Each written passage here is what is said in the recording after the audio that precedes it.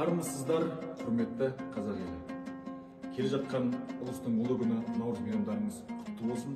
Дендеріңізге саулық, отбасыларыңызға амандық тілейміз. Бүгін 18 наурыз шымырлық пен шеберлік күні.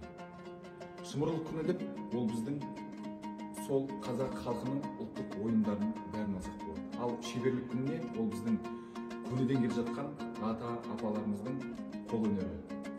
Оның ішіндегі ең байырғы, ең бастысы ол біздің ойын өрнек. Мына ойды ішкі ою деп аталады. Мынаның мүйіздің басын ішіне айландырмаса теріс болып қалады.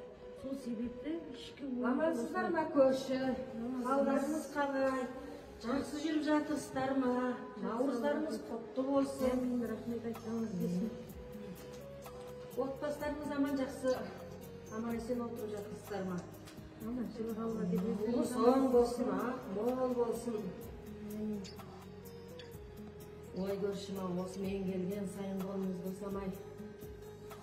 Әйтеу немерелеріңіз жанында ой өрнектеріңізбенен балаларыңызды сусындатып отырасыз.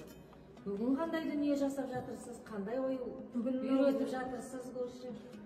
Қошқар мүйіз ойын салып ұқтырып жатырмын немередеріме. Осы ойудың түрлері көп қой, ою түрлері. Қалай жасалуын үйретіп жатырсыз? Осы жасалуын үйретіп отырмын, сызылуын үйретіп отырмын қазіргі дүниеде. Қошқар мүйіз ойын салып отырмын. Өрнектердің көп түрін білесіз бе? Әрине білемін. Бұл ойын өрнек түрі көп. Бұрынғы кезінде жапырақ ою, тұйық ою деп аталған. Мынау болғанда қазір ойып отырғанымыз қошқар мүйіз оюы. Кезінде қошқар мүйіз оюының арқар мүйіз деп аталған. Бертін қошқар мүйіз деп аталады. Оюды көбінесе қайда қолданамыз?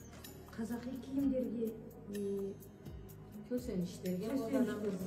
Сырмақ деп аталады ертеде. Сандықтардың бетінің барлығын ойындаған. Иә көрші? Иә көрші. Қазіргі заманауи кезде бұл чүкерек материалдарға жасалып. Бұрын осы ертеде кигізді басып қойдың жүніне.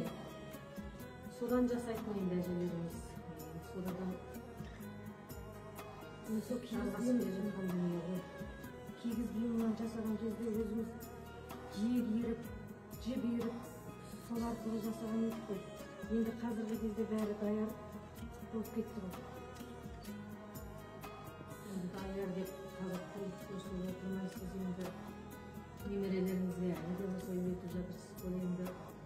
Өте жақсы дүние ғой. Келер ұрпақтарға енді.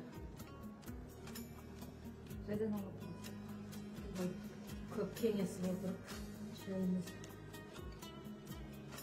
Мен оны қалай қию жолдарын көрсетесіз ба енді? Осыны қиып оюын түсіріп оюын.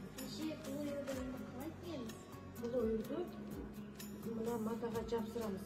Бұрынғы кезде мынаны инемен жапсырғанбыз. Қазіргі кезде машина бар, материалға қазір жапсырып тіге салады осылай. Ой, көрші енді мен асығыстау едім. Енді барып сол Наурызға дайындалу керек. Біздің үйден де барып дәм татып кетіңіздер, Наурыз көже ішіңіздер. Сол сіздерді қонаққа шақыра, Наурыздарыңызбенен құттықтай келген жайтындары кішкене асығып отырғаным. Ой, көрші рахмет. Келіп көже ішіңіздер. Жақсы, рахмет сізге. Сізге де келіңіздер. Ой, Алла разы.